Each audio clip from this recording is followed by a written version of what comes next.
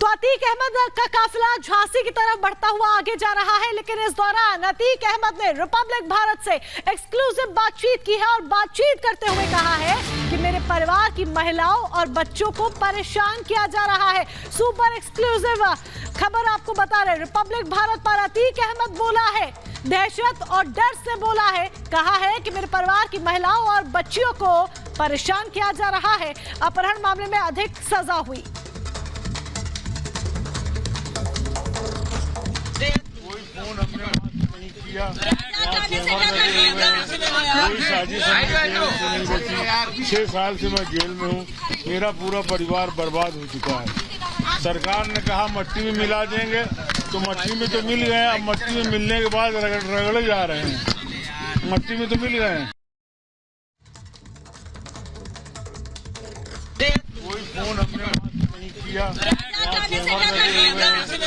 साजिश नहीं बची। 6 साल से मैं जेल में हूँ, मेरा पूरा परिवार बर्बाद हो चुका है।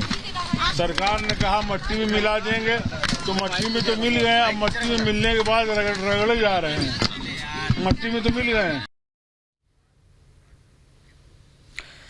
तो जहां खबर वहां रिपब्लिक भारत, और यही एक बड़ी वजह है कि साबरमती जेल से जब प्रयागराज अतीक अहमद को एक बार फिर से लाया जा रहा है, तो रिपब्लिक भारत की एक बड़ी टीम ग्राउंड जीरो पर है। फिलहाल सृष्टि पांडे और सत्य विजय मेरे 2 सहयोगी मेरे साथ जुड़ चुके हैं। सृष्टि का पहले रुख करेंगे। सृष्टि, आप लगातार काफिले के पीछे हैं, झांसी की तरफ ये काफिला आगे बढ़ रहा है। क्या अतीक अहमद के चेहरे पर अभी भी वो डर, वो दहशत देखी जा रही है? क्योंकि वो साफ सीधे तौर पर कह रहा है कि मुख्यमंत्री ने कहा है मिट्टी में मिला देंगे।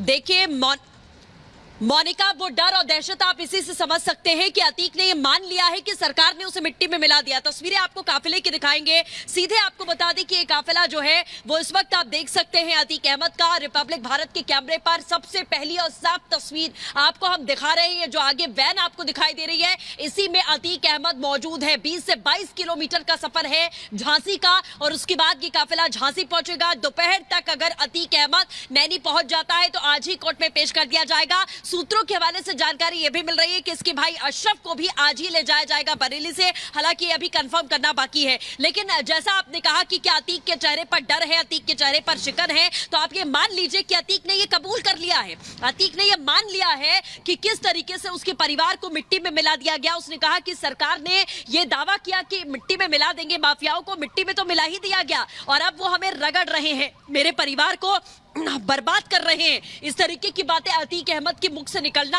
ये बताती है कि किस तरीके से उसके जहन में डर है। अपने परिवार को लेकर वो चिंता जाहिर कर रहा था कि मेरे परिवार को पूरी तरीके से तबाह बर्बाद कर दिया गया। ये वही परिवार जो माफिया गुंडा अतीक के जेल में रहने के बाद ये परिवार संचालित करता था, इसके गैंग को। इसकी सरगना जो बन गई थी वो थी अतीक अहमद की बीवी शाइस्ता परवीन, जो कि फरार है, और उसका बेटा फरार है, उसकी बहन फरार है, उसकी जीजे को जेल में डाल दिया गया है।